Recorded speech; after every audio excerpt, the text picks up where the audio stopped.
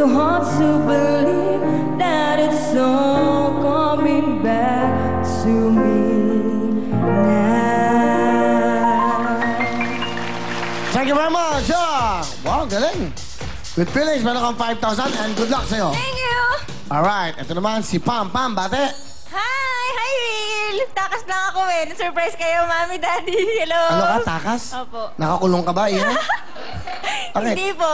Saan ka Kasi takas? gusto ko yung makikita na lang nila ako sa TV. Kaya pinagkasya ko yung baon ko. Kahapon di ako pumasok. Tsaka sobrang proud ako na nakapasok ako sa anim. Kasi ngayon ko lang na-experience yung ganun kadami.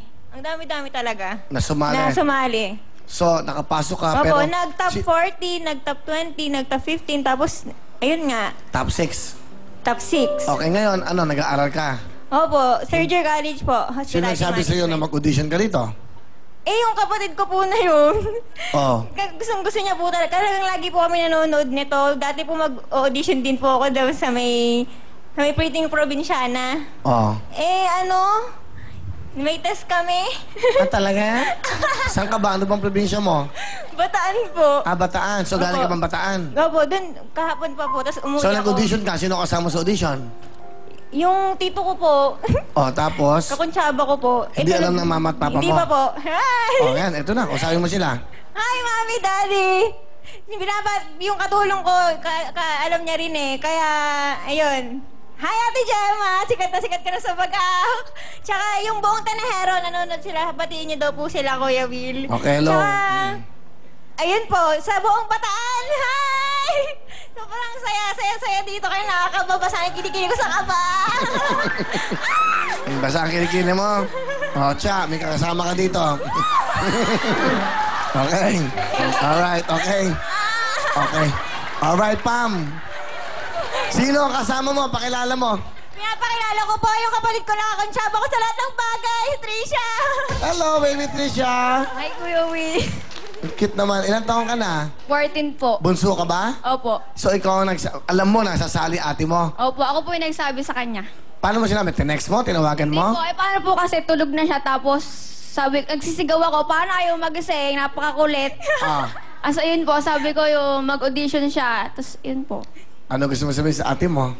Gawin mo lang yung pangarap mo, andito lang kami nila Daddy para sa'yo. Tsaka, kahit na napakasungit mo sa akin minsan, the best ka pa rin na ate. Kasi, ganda ka eh. Wow. Kuya Will, pwedeng pa-hug. Halika dito, Ivy. Wow. Cute naman itong busong to.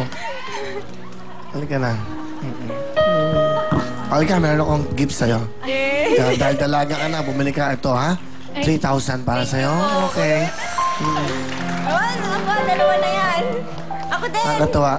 Sandali! Ako sa bakit na, Pam, ano gusto mo sabihin sa iyong bunso? Sinasabi ko lang sa'yo, mag-aral tayo mabuti. Kasi pangarap namin, 4 po kayong magkakapatid. Ang gusto namin kami na matapos kami na yung magpapaaral sa'yo. Kasi taas ng pangarap mo, di ba? Gusto mo sa ibang bansa. Kaya hindi imposible yun, mag-aaral kayo mabuti para sa'yo. Salamat. Alright, thank you sa iyong cute mga kapatid. May boyfriend ka ba, Pam? Wala! Wala ba tong boyfriend? Wala po! Ano? Huwag ka magsinungaling. May boyfriend, wala? Ano? Ano? Ano? Ano? Papagalitan ako niyang pag-uwi. Ano? Oh, ang sagot lang, yes or no? Or, Oh, sige, kung may special someone ka, batiin mo. hi, dyan ka lang. Mukhang cute to eh. Dapat ganyan ang girlfriend mo, masayahin. Hindi yung puro kayo bag, Prada, Louis Vuitton. Puro kayo ganon.